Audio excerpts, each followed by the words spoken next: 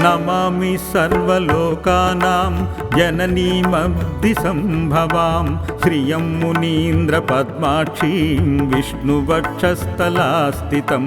पद्मालयं पद्मकरां पद्मपत्रनिवेक्षणां वन्दे पद्ममुखीं देवीं पद्मनाभप्रियेमहम्। त्वं सिद्धस्त्वं स्वदा स्वाहा त्वं सुधा लोकपावनी संध्या रात्रिप्रभाभूति मेधा श्रद्धा सरस्वती यज्ञविद्या महाविद्या गुह्यविद्या च शोभने आत्मविद्या च देवी त्वं विमुक्तिफलदायिनी। अन्वक्षकी त्रयीवार्ता दण्डनीतिस्त्वमेव च सौम्य सौम्यैर्जगद्रूपै त्वयैतदेवी पूरितं कात्वान्यात्वामृते देवी सर्वयज्ञमयं वपु अधास्ते देवदेवेश योगचिन्त्य गदाभृता। त्वया देवी परित्यक्तं सकलं भुवनत्रयं विनष्टप्रायमभ्यत्वा येदानीं समेधितं धारापुत्रस्तदागार सुहृद्धान्याधनाधिकं भव्यते तन्महाभागे नित्यं त्वदीक्षणा नृणाम्। शरीरारोग्यमैश्वर्य परिपक्षक्षयसुखं देवी त्वदृष्टिदृष्टानां पुरुषाणां न दुर्लभं त्वं माता सर्वलोकानां देवदेवो हरिपिता त्वयतद्विष्णुना चाम्बा जगद्व्याप्तं चराचरम्। मानकोशं तथा गोष्ठं मा गृहं मा परिच्छदं मा शरीरं कळत्रं च त्यजदे सर्वपावनी मा पुत्रान् मा सुहृद्वर्गान् मा पशून् मा विभूषणं त्यजेधा मम देवस्य विष्णोर्वक्षस्थलालये। सत्त्वेन शौच सत्याभ्यां तथा शीलादिभिर्गुणै यजन्ते ते नरास्तद्या सत्यं काये त्वयामले त्वयावलोकिता सद्या शीलादैः सकलैर्गुणैः धनैश्वर्यश्च युज्यन्ते पुरुषा निर्गुणा अपि। श्लाघ्यस्य गुणीधनस्य कुलीनः स बुद्धिमान् सशूरश्च च विक्रान्तो यत्त्वं देवी निरीक्षसे सज्जो वैगुण्यमायन्ती शीलादाः सकला गुणा पराज्मुखी जगद्धात्री यस्य वितं विष्णुवल्लभे। न ते वर्णयितुं शक्ता गुणान् जिह्वापि वेधसा प्रसीदद्देवि पद्माक्षी मास्मां साक्षीं कदाचन। एवं श्रीसंस्तुता सम्यक्राह्या दृश्या शतक्रतुं पश्यतां सर्वदेवानां सर्वभूतस्थिता द्विजा। परिष्टातुस्मि देवेश स्तोत्रेण अनेन ते हरे वरं वृणीष यस्तिष्ठो वरदाहं तव गता। वरदा यदि मे देवी वरार्हो यदि चाप्यहं त्रैलोक्यं न त्वया त्याज्या मेषमेस्तु वरपरा। स्तोत्रेण यस्त्वदैतेन त्वां स्तोष्यद्यभिसम्भवे सत्त्वया न परित्याज्यो द्वितीयोऽस्तु वरो मम। त्रैलोक्यं त्रिदशश्रेष्ठ न सञ्चक्षामि वासना दत्तो वर मया यन्ते स्तोत्राराधनतुष्टया। यश्च सायं तथा पात्र स्तोत्रेणेन मानव मां स्तोष्यति न तस्याहं भविष्यामि परान्मुखी एवं ददौ वरौ देवी देवराजाय वै पुरा मात्रेय श्रीर्महाभाग स्तोत्राराधनतोषिता भृगोख्यातं समुत्पन्न श्रीपूर्वमुदधे पुनः देवदानयत्नेन प्रसूतामृतमन्धने एवं यदा जगत्स्यामि देवदेवो जनार्दन अवतारं करित्येष तदा श्रीसत्सहायिनी पुनश्च पद्मसम्भूता ख्यादित्यो भूद्वदा हरि यदा च भार्गवो राम तदा बुद्धारिणी त्वियं राघवत्वे भवत्सीता रुक्मिणी कृष्णजन्मनि अन्येषु चावतारेषु विष्णोरेपानपायनी देवे त्वे देवदेहेयं मनुष्यते च मानुषी विष्णोर्देहानुरूपां वै करोतेष्वात्मसन्ततं यस्त्वेच्छृणया जन्म लक्ष्यायश्च पटेन्नर श्रिया न विच्युति तस्य गृहे यावत् कुलत्रयम् पठ्यते येषु चैवेतेषा गृहेषु श्रीकथामुने अलक्ष्मी कलहाधारा न तेष्ट्वास्ते कदाचन एतत्ते कथितं सर्वं यन्मा त्वं परिपृच्छसि क्षीराब्धौ श्रीरधा जाता पूर्वं भृगुसुता सती नमामि सर्वलोकानां जननीमब्धिसम्भवां श्रियं मुनीन्द्रपद्माक्षीं विष्णुवक्षस्थलास्थितं पद्मालयं पद्मकरां पद्मपत्रनिवेक्षणां वन्दे पद्ममुखीं देवीं पद्मनाभप्रियेमहम् त्वं सिद्धस्त्वं स्वदा स्वाहा त्वं सुधा लोकपावनी संध्या रात्रिप्रभाभूति मेधा श्रद्धा सरस्वती यज्ञविद्या महाविद्या गुह्यविद्या च शोभने आत्मविद्या च देवी त्वं विमुक्तिफलदायिनी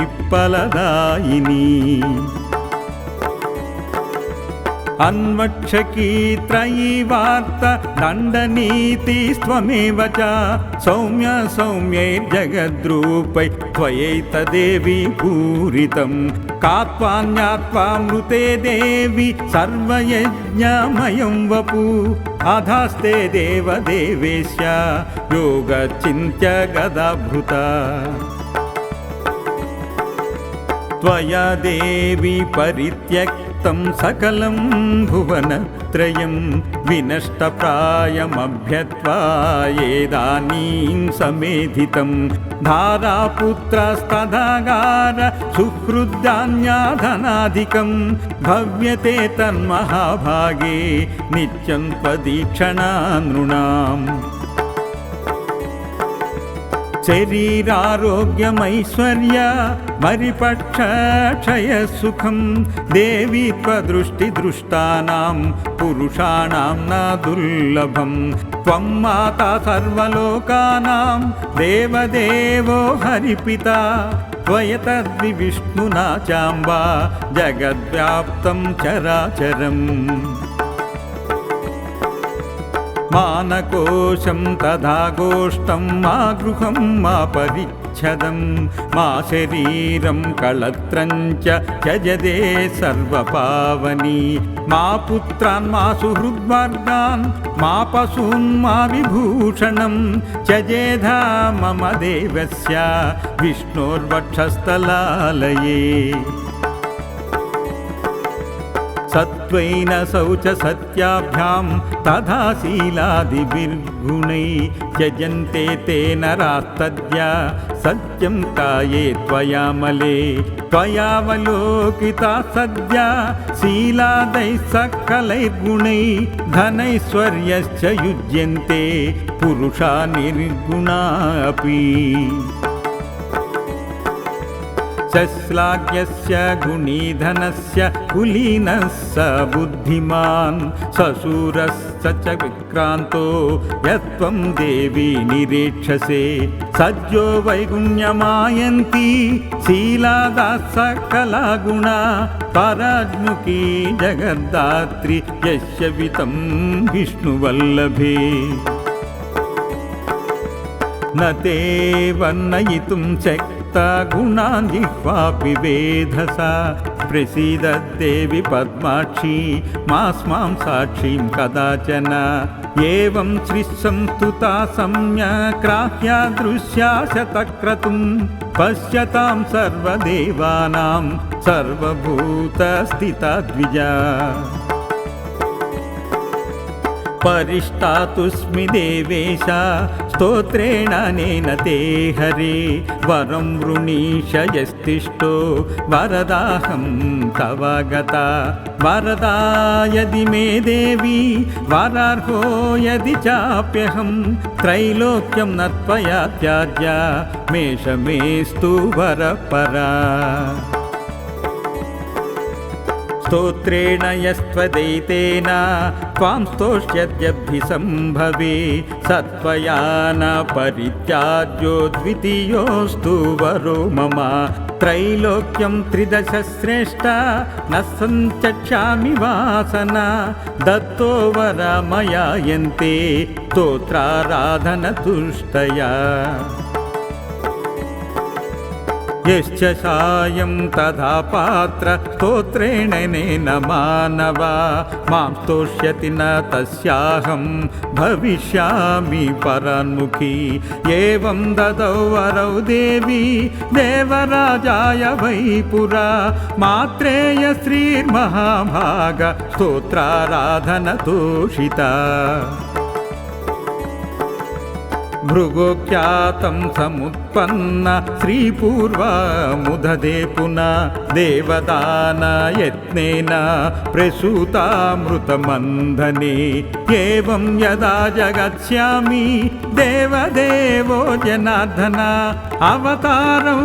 करित्येष तदा श्रीसत्सहायिनी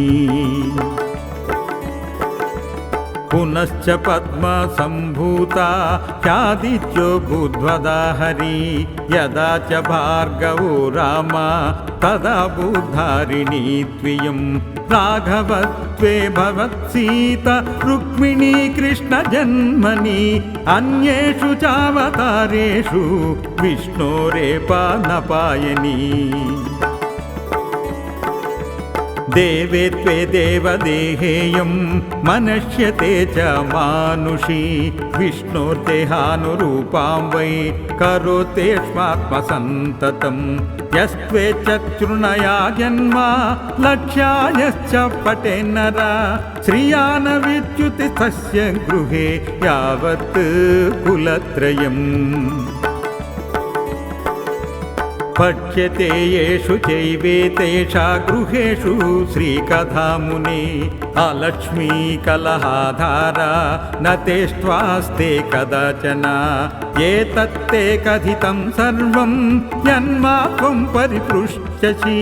क्षीराब्धौ श्रीरधा जाता पूर्वं भृगुसुता सती नमामि सर्वलोकानां जननीमब्धिसम्भवां श्रियं मुनीन्द्रपद्माक्षीं विष्णुवक्षस्थलास्थितं पद्मालयं पद्मकरां पद्मपत्रनिवेक्षणां वन्दे पद्ममुखीं देवीं पद्मनाभप्रियेमहम् त्वं सिद्धस्त्वं स्वदा स्वाहा त्वं सुधा लोकपावनि संध्या रात्रि प्रभाभूति मेधा श्रद्धा सरस्वती यज्ञविद्या महाविद्या गुह्यविद्या च शोभने आत्मविद्या च देवी त्वं विमुक्तिफलदायिनी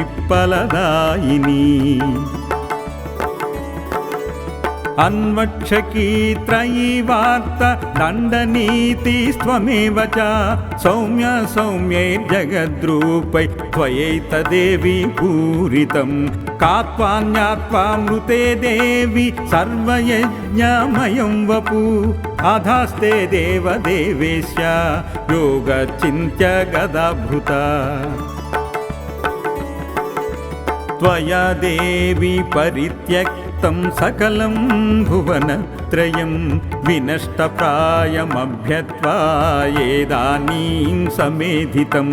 धारापुत्रस्तदागार सुहृद्धान्याधनाधिकं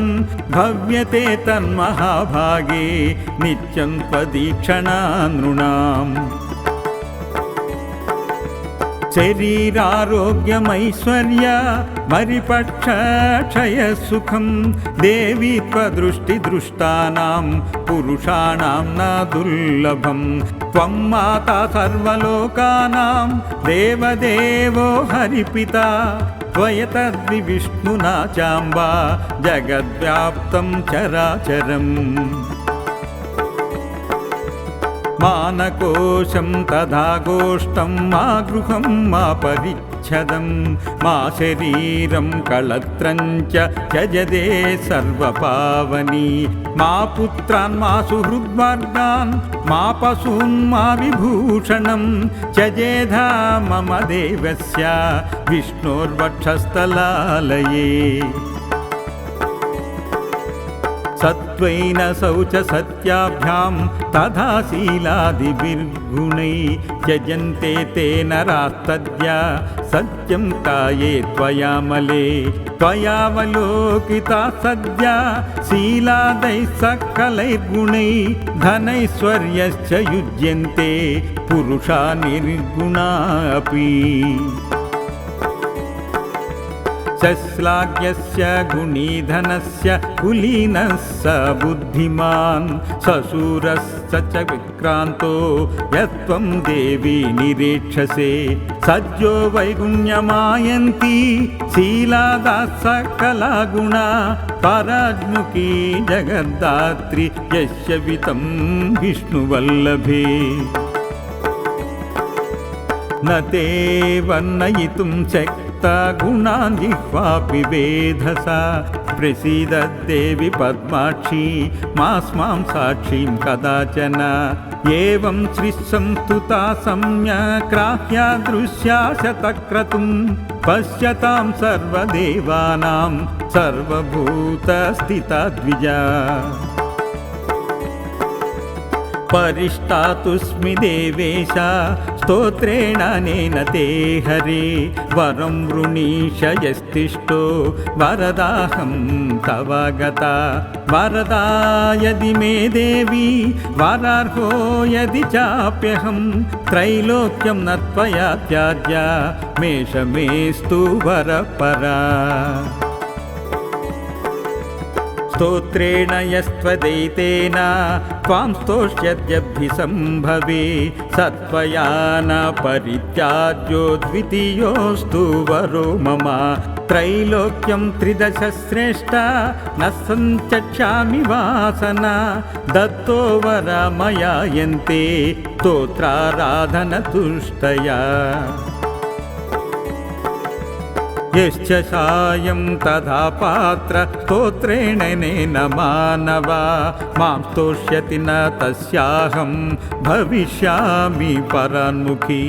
एवं ददौ वरौ देवी देवराजाय वै पुरा मात्रेय श्रीर्महाभाग स्तोत्राराधनतोषिता భృగోఖ్యాతం సముత్పన్న శ్రీపూర్వముదదే పునా దేవదాన యత్నేన ప్రసూతామృతమందనే ఏవం యదా జగత్స్యామి దేవదేవో జనార్దన అవతారం కరిచేష తదా శ్రీ సత్సహాయిని పునశ్చ పద్మ సంభూత ఖ్యాదిత్యో భూద్వదా హరి యదా చ భార్గవో రామ తదా బుద్ధారిణీ త్వియం రాఘవత్వే భవత్సీత రుక్మిణీ కృష్ణ జన్మని అన్యేషు చావతారేషు విష్ణోరేపానపాయని దేవే త్వే దేవదేహేయం మనష్యతే చ మానుషీ విష్ణోర్దేహానురూపాం వై కరోతేష్మాత్మసంతతం యస్త్వేచ్చ తృణయా జన్మ లక్ష్యాయశ్చ పటేన్నర శ్రియాన విద్యుతి తస్య గృహే యావత్ కులత్రయం పఠ్యతే యేషు చైవేతేషా గృహేషు శ్రీకథామునే అలక్ష్మీ కలహాధారా నతేష్ట్వాస్తే కదాచన ఏతత్తే కథితం సర్వం యన్మా త్వం పరిపృష్యసి క్షీరాబ్దౌ శ్రీరథా జాత పూర్వం భృగుసుతా సతీ इति श्री इंद्रकृत लक्ष्मी स्तोत्रं संपूर्णम्।